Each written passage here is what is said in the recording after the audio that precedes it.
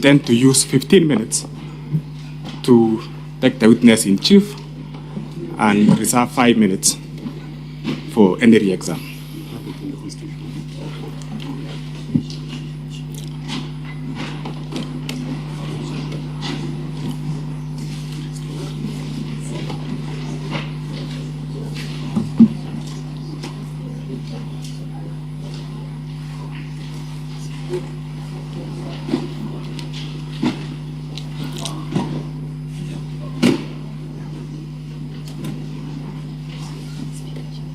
So before the witness takes an oath, counsel for the Deputy President, you do confirm now that you understand and you know the documents that the witness is going to produce as contained in volume 8A.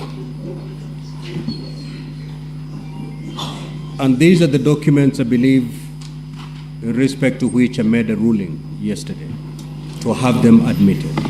We do, Mheshimiwa Speaker. Thank you so much, Senior Counsel. Yeah, thank you. Thank you. So this is, we cannot, and as a chair, I cannot allow trial by ambush. Proceed. Thank you. I, Abdi Ahmed Mohamud, do solemnly swear that the evidence that I shall give before this Senate in respect of the matters before the Senate shall be the truth, the whole truth, and nothing but the truth, so help me God. Thank you.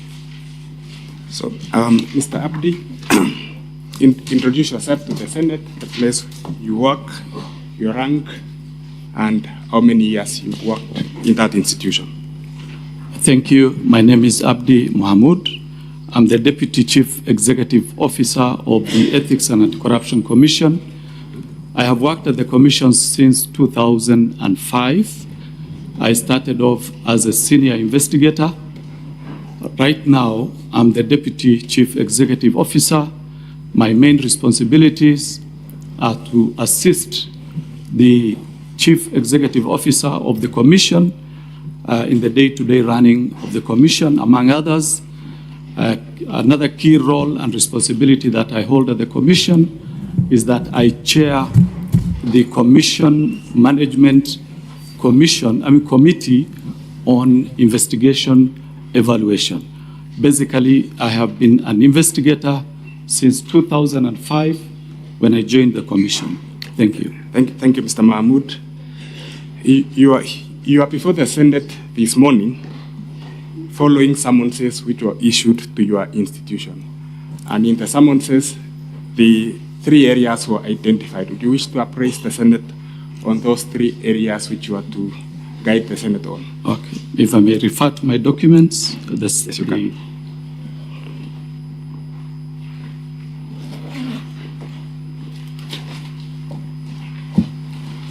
Thank you. So there are 3 areas that I was requested to comment on. The first one is an investigation that the Commission conducted on a procurement on the supply of long-lasting insecticide nets at the Kenya Medical Supplies Agency, KEMSA.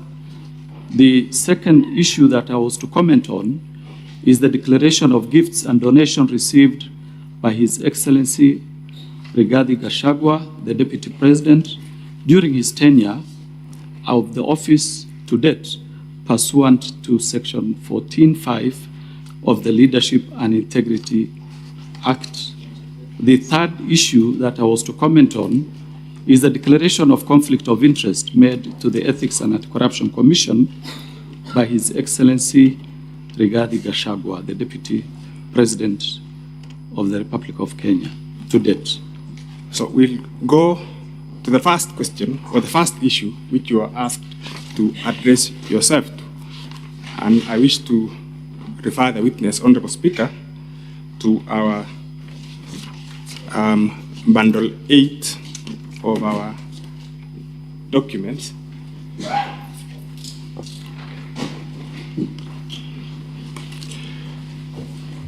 Can you identify the document at page 3 of that document? Yes, I can identify.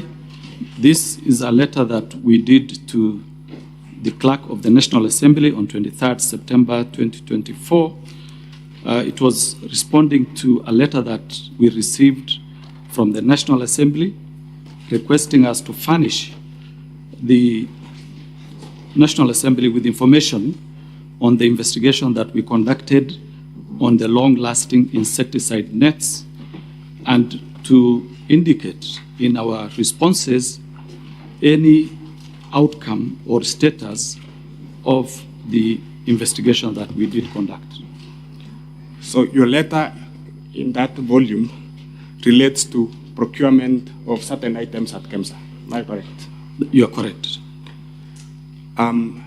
You've appraised the Senate, the National Assembly in that letter. Would you appraise the Senate on its contents? The content is the procurement of long-lasting insecticides by KEMSA. This was in the year 2023, and the Commission, in its functions, either it conducts investigation on its own motion or at the instigation of other parties.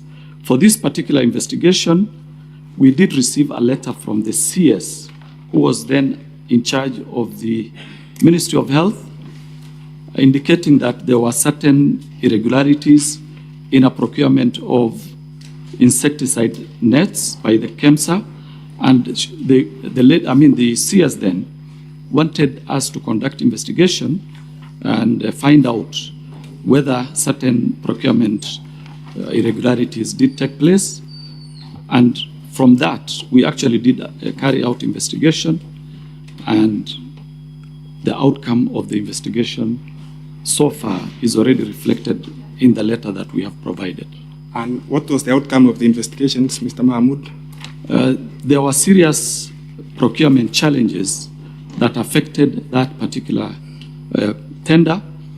The major one was change of specifications to suit a company called Shobika Impex Limited, which was which had a local agent by the name Crystal Kenya Limited that had the sole responsibility, or rather the sole function, to provide certain mosquitoes that had certain chemicals. So basically what the investigation concluded is that there are two types of chemicals that were used on these particular nets. If I may read one of them, one is called Synergist Piperolene Putoxide, PBO, long-lasting insecticides nets, while the other one is pyrethroid, long-lasting insecticide nets. So this company had the sole distribution rights on this particular chemical called PPO. And in totality, from the investigation, we realized that the PS at that particular time did write to the CEO of KEMSA, instigating, or rather compelling the CEO of KEMSA to change the specifications so that it can fit the chemical that was to be provided by Shobika Impex Limited, whose local agent was Crystal Kenya Limited. Basically, that was the starting point. The other problem was that there was when the tender was to close on 23rd, the company, this is Shobika Impex Limited, at that particular time wanted to have a bid bond introduced into the documents, into the tender documents. Yet we all know that in procurement, the tender document, the bid bond is supposed to be part of the tender document. They're supposed to be delivered together. But in this circumstance, the bid bond was delivered by hand to the CEO's office on 23rd when the tender was supposed to close. So they had to find a way of extending the period of closure up to 10th of the next month of March, so that that particular bid bond which had issues can now be factored in, or rather regularized, and so that this company called Shobika could benefit out of that particular extension. Of course, there are many other issues. Like, we also realized that at the end of the when the tender was discontinued, for example, there is a company called Tianjin Yorkol International Trading Company that was among the bidders that at the end of it all, what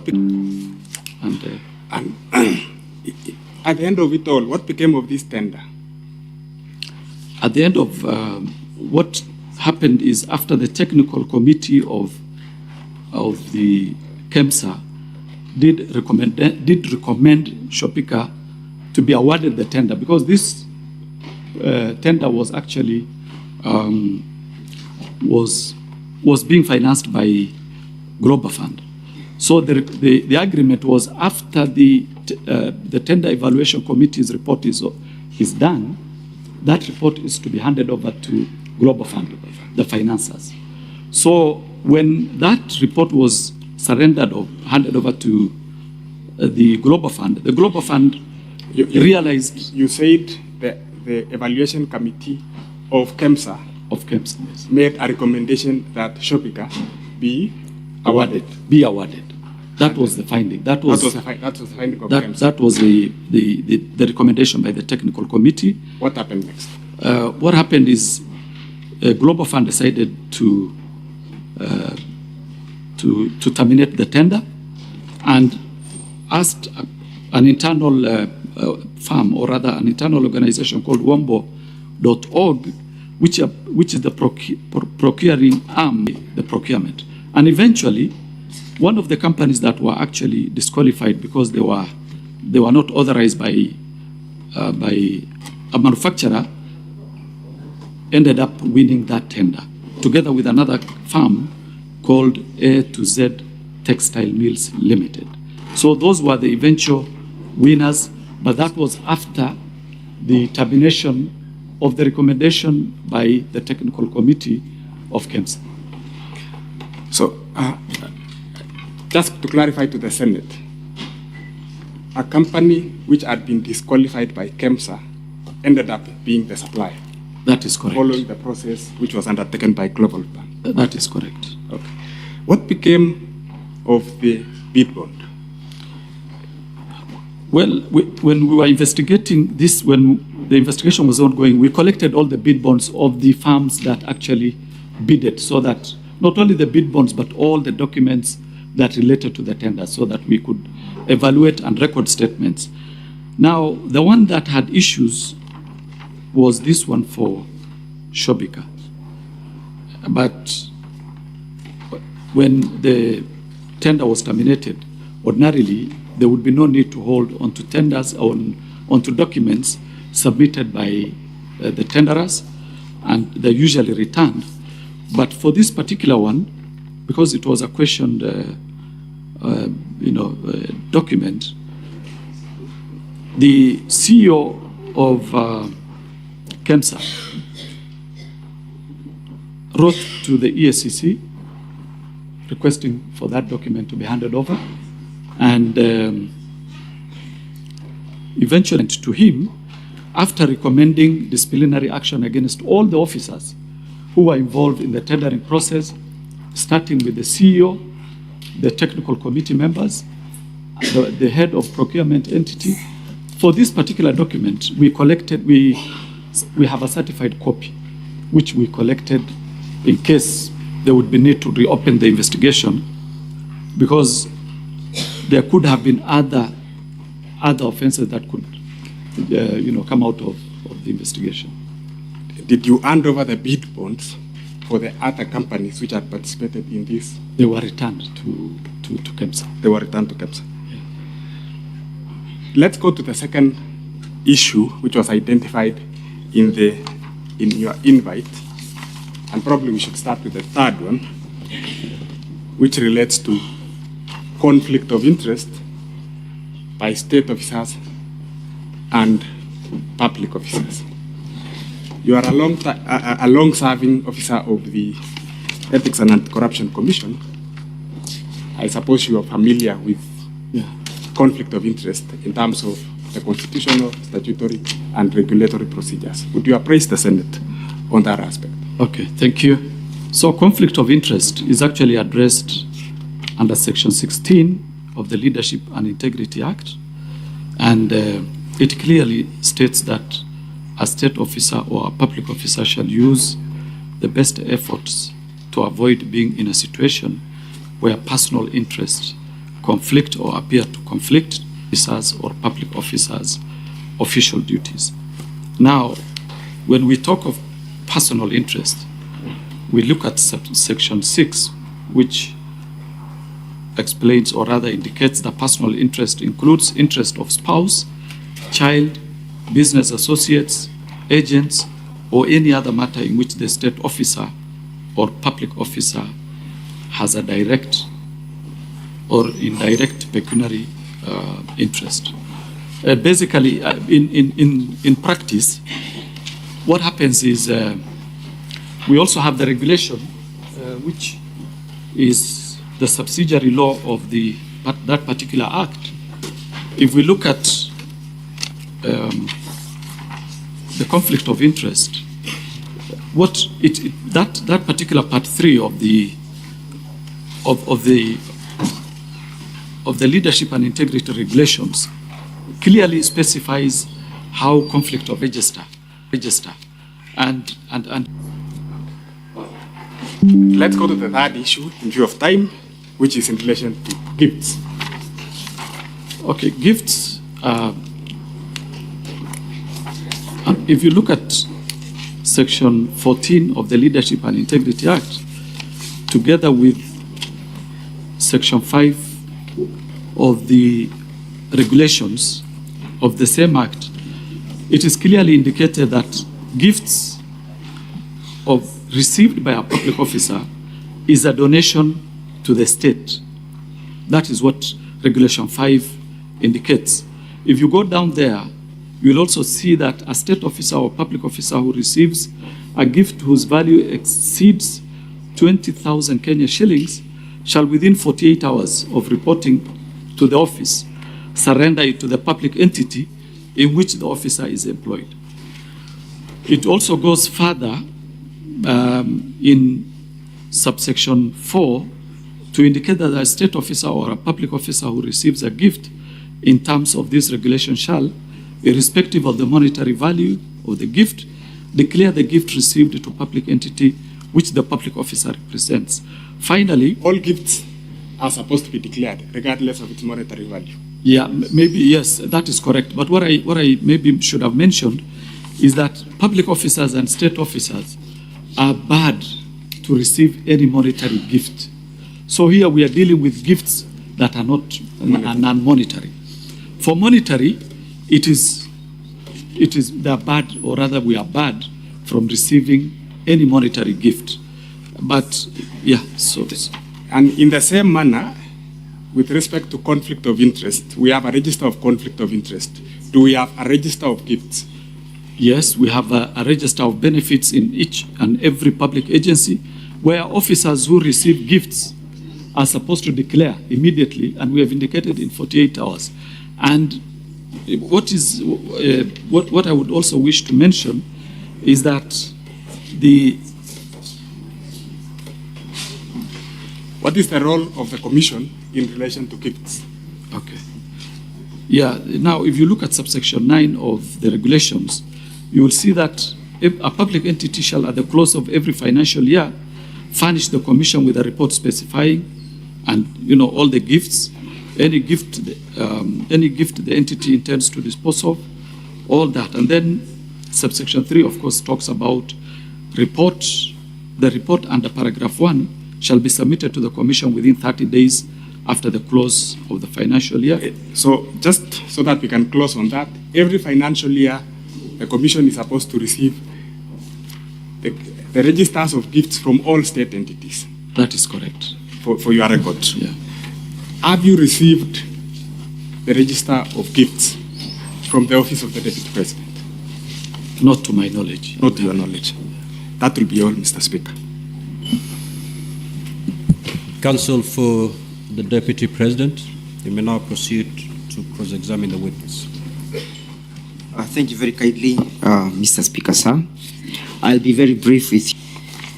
And you have to come and testify in respect to what aspect in the motion of impeachment? There were 3 items Yeah. which I listed. Kindly grab your notice of impeachment, the motion. The motion. Yeah, the motion of impeachment at volume 1 of the National Assembly. If you insist. And as you do so, kindly again repeat or state the thematic areas you are supposed to testify in respect to. So let me start off by looking at the summons which I received yesterday. So the first one, the investigation of the Ethics and Anti-Corruption Commission of tender. The number is given there. Thank you. Now let's go to that particular tender. What is a grievance in the notice of motion respect that tender? What is the mover of the motion aggrieved with Which in page? respect to the tender you are testifying? Which page? You can. What is the mover of the motion aggrieved with in respect to this tender of KEMSA? It's a simple question. You don't need to refer. But I need to refer to the document, isn't it? So that You I can see- read the exact. It's okay. You can be led by your Counsel. counsel. Yeah. You know the motion better than the witness who's been brought to testify on a particular aspect. If you can just take him there so that Let's go to we save on time.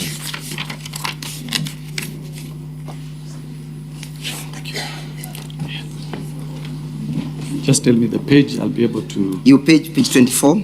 Page 24. Yes. Page 24.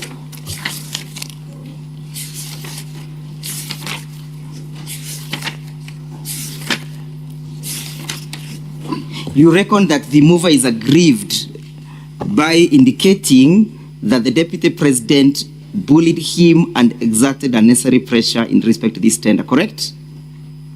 As per the document, yes. That is the position, correct? That is what is captured here, but that is not part of my evidence. That is not part of your evidence. Does your evidence relate to the notice of motion, to the notice of impeachment before this assembly? It does, but Is there a complaint in the notice of impeachment that relates to conflict of interest that you know of? And so what I would really 1 minute. request you, let us deal with my evidence. Yes, Don't take me to the evidence. We are of dealing other with it. witnesses. Is there a complaint that relates to conflict of interest in the notice of motion? If yes, kindly point it out for the assembly to note. No, I wouldn't know because I haven't gone through the whole. You have not gone through the The motion. whole motion I haven't.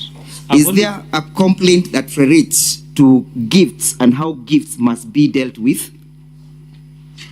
I want to. Do you know or you do not know, Mr. I do Witness? not know. You do not know. Yes. Now, in respect to this tender, are you aware that this Senate sat and conducted an independent investigation in that respect? I'm not even aware. Are you aware? I'm only aware of the investigation ESCC conducted. Yeah. So in respect to this motion that is before the assembly, what investigation did you conduct that relates to the gift in this assembly? I was requested to talk about. We are talking about the Gifts. notice of impeachment before the assembly, Mr. Witness. I'm referring to the summons that I was given by this House. And your summons must relate to the proceedings, correct? I'm not the originator of the summons. How would I know how it relates? I will confine myself to the summons. And there are 3 issues I was to address.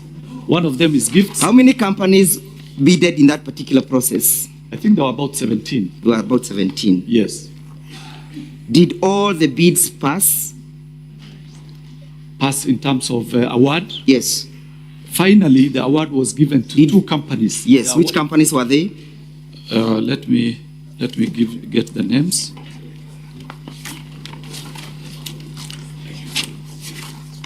Yeah, the two companies that eventually won after the Global Fund conducted their own tender. Yes. One is called Tianjin Yerkol International Trading Company Mr. Witness. Yes. The other one is A to Z. Do you know what led to the cancellation of the tender? I know. Yes, what led to the cancellation of the tender? It was direct favorism to Shobika. It was direct favorism to Shobika. And you know... Please get hold of the volume 3 of the documents by the Deputy President. Sorry? You get hold of volume 3. Council, you may assist me. Volume 3 of our bundle of documents. And as soon as you get it, you go to page 221.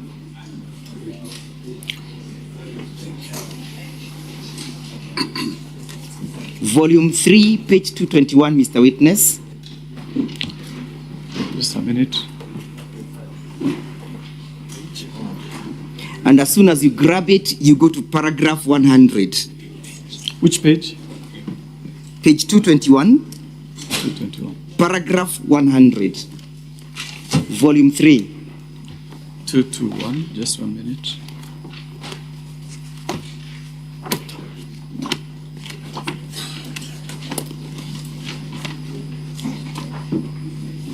Let me assist you with my bundle because you want to save time.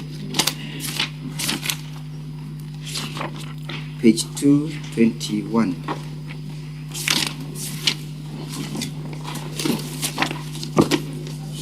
Which Look paragraph? at paragraph 100. Paragraph 100. Yes, I'm there. Yes, paragraph 100. I'm there. Yes, can you read what the report indicates?